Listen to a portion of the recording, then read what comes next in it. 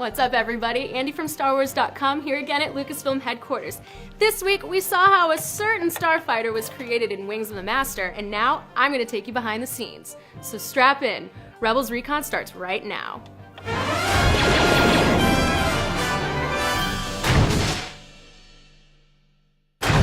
Suffering a terrible defeat to the Empire, Rex points Hera towards a potential solution. A blockade buster. What's the problem? Let's get it. Shipmaster Quarry will only discuss his ship in person. After a rough landing, the crew discovers a new prototype ship which could turn the tide for the rebellion. That's it. Surprising the Empire with an attack of her own, Hera proves her worth and is promoted to Phoenix Leader. In addition to the prototype B-Wing, we also got a glimpse at Hera's past this week. I sat down with cast and crew to talk about creating this legendary spacecraft, as well as how this story will play into Hera's evolution going forward.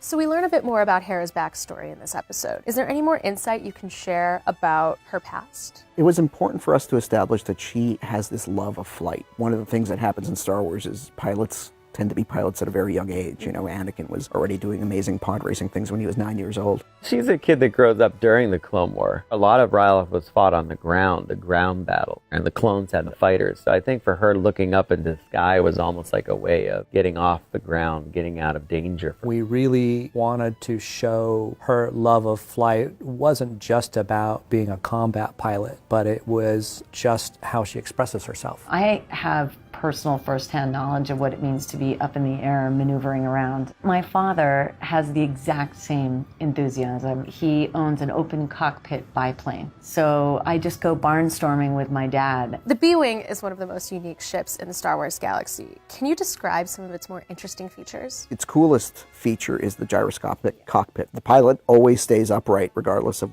how the ship is revolving. I wanted the B-Wing to look like you took a couple different starships and cut them up and put them together. The thing at this point is to fly under the radar, and I think its capacity to do that is what is needed. A big part of its charm and its allure was the fact that it was so underserved in the original trilogy. We knew it existed, but we never really got to see it in action. Right. The B-Wings and the A-Wings we really didn't see utilized much in the film. So we thought this was an opportunity to show that the X-Wings and Y-Wings were more with the different group of rebels. The rebellion that we see in episode 4, we're just hanging out with General Dodonna's group, and they don't have those ships. By the time we get to Return of the Jedi, we've assembled the rebellion, the rebel fleet, all in one place to strike against the Death Star. So the groups that have the A-Wings and the B-Wings and the ships we haven't seen before, bring those to the table. Hera is promoted to Phoenix Leader. What does this mean for her as a character moving forward? This is a lot more responsibility for her, and we want to see her rise, because she is the best pilot. I think it means a great deal, not so much in terms of the promotion, but insofar as, wow, okay, we're way more organized. This is going to be not a lot easier, but I have more tools at my disposal at that point to get stuff done.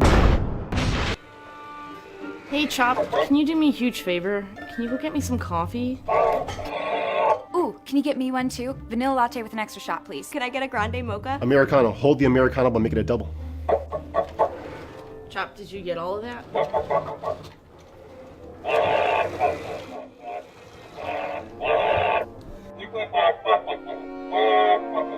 I don't care if you're a Fisher employee. Still no joy. Every week, I manage to track down the Lucasfilm Story Group's Pablo Hidalgo to ask him your pressing Star Wars questions. This week, his answers will shock and amaze you. I promise. Watch. Oh, hey, Pablo. I got a question for you. Yeah, okay. So, Darius Jarominiak asks, what happened to Wolf and Gregor? Are they on board of the Ghost or somewhere else in the Rebel fleet? Wolf and Gregor stayed behind. The mission was to get Rex. Rex was the one pulled out of retirement. Wolf and Gregor basically stayed retired. You know, one could argue, if you look at their mental states, maybe these aren't exactly the troopers you want aboard the Ghost. They basically went back to their life on Selos, and if you remember where we left them off, let's just say they've got a bigger boat now. Great, thanks, Pablo. Got more questions about this week's episode or anything you want to know about Star Wars Rebels? Tweet them to @StarWars using the hashtag RebelsRecon and we'll answer what we can online. And now, because I love you, I have an exclusive clip of our next episode, Blood Sisters. What's the matter with this thing? Wait a minute, that is the courier. Talk about a low profile. He came in with the cargo payload. He's unit EG-86. Nice to meet you, EG. G. I don't get why they'd hide such important information in this binary box brain. Well, would you suspect that thing of being a spy full of secrets? No, I guess not. That's too bad. Because I would. Ketsu Onyo. Thanks for watching Rebels Recon. We'll be back with another brand new episode next week. Until then, study up with our episode guide for Wings of the Master, only on StarWars.com.